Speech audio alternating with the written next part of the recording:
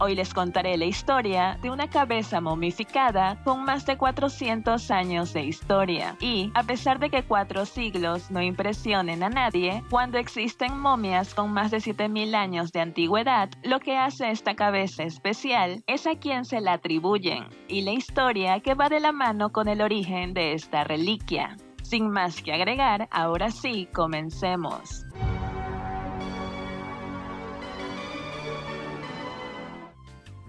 Enrique IV de Francia y III de Navarra fue el fundador de la dinastía borbónica en Francia. Lo apodaban el Buen Rey, y para muchos franceses, él fue el mejor monarca que ha gobernado su país. Aparentemente, siempre intentó mejorar las condiciones de vida de sus súbditos. A él se le atribuye la frase, un pollo en las ollas de todos los campesinos todos los domingos, frase que denota una política de prosperidad. Enrique IV puso fin a las guerras de religión en Francia al firmar el famoso Edicto de Nantes, el cual le otorgaba a los franceses protestantes libertad para practicar su religión sin ser criminalizados por ello. El 14 de mayo de 1610, el monarca fue asesinado a puñaladas por un fanático de religión católica. Posteriormente, Enrique IV fue sucedido por su hijo Luis XIII, más conocido como el padre del Rey Sol. Casi 200 años después, durante la Revolución Francesa, los cuerpos de los reyes, reinas, príncipes, princesas y nobles que reposaban en la Basílica de Saint-Denis fueron extraídos de sus ataúdes, profanados, lanzados a una fosa común fuera del edificio y, posteriormente, cubiertos con cal viva.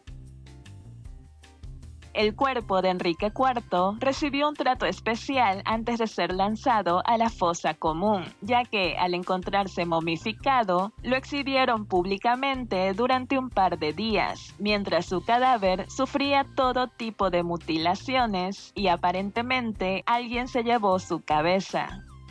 En 1817, el rey Luis XVIII decidió recolectar los huesos de sus ancestros y devolverlos a sus respectivas tumbas. Cuando se abrió la fosa común, fue casi imposible identificar quién era quién, ya que no quedaba mucho que recoger. Todos los huesos que fueron recolectados de la fosa fueron devueltos a la cripta. Los restos fueron depositados en un osario, detrás de 2 placas de mármol negro con los nombres de quienes se suponen deberían estar ahí.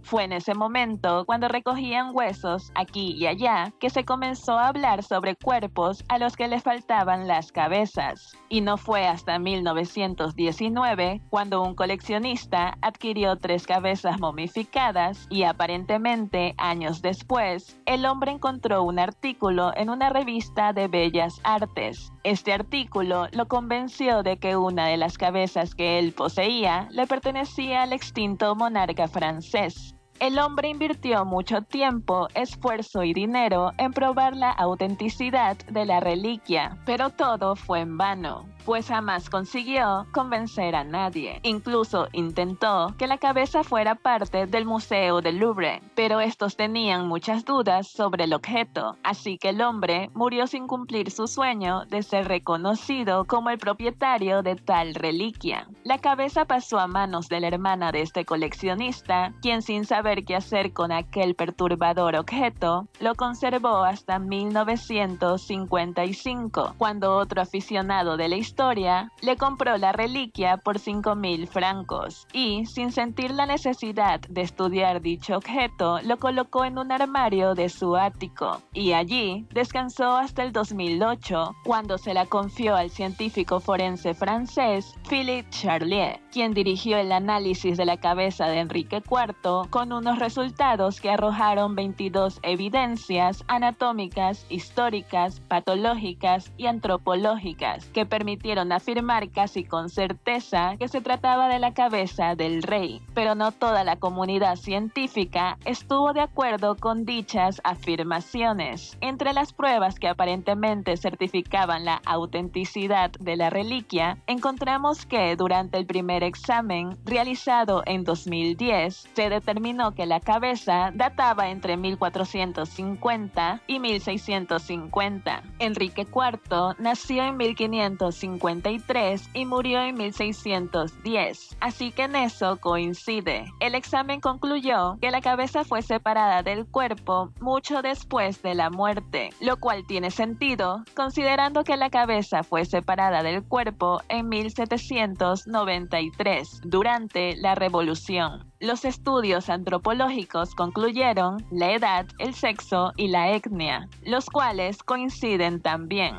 La cabeza momificada muestra una lesión ósea en la boca, como la que habría sufrido Enrique IV en un intento de asesinato en 1594. Pero los documentos de la época afirman que era una herida en el labio superior del lado derecho, y la cabeza momificada muestra una lesión ósea en el lado izquierdo.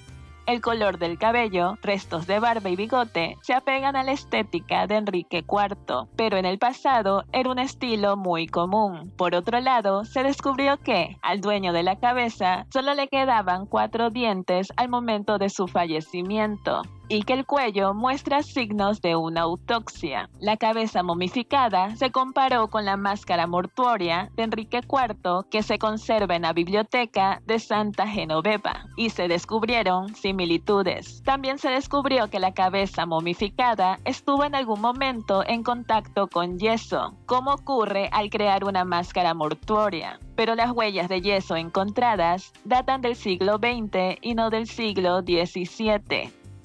En contraparte, la cabeza muestra signos de embalsamamiento y ha estado en contacto con vendajes. Según informes de 1793, los restos de Enrique IV fueron vendados y luego se retiraron esos vendajes. Entonces, hay algunos aspectos que insinúan que podría ser el monarca, mientras otros lo contradicen.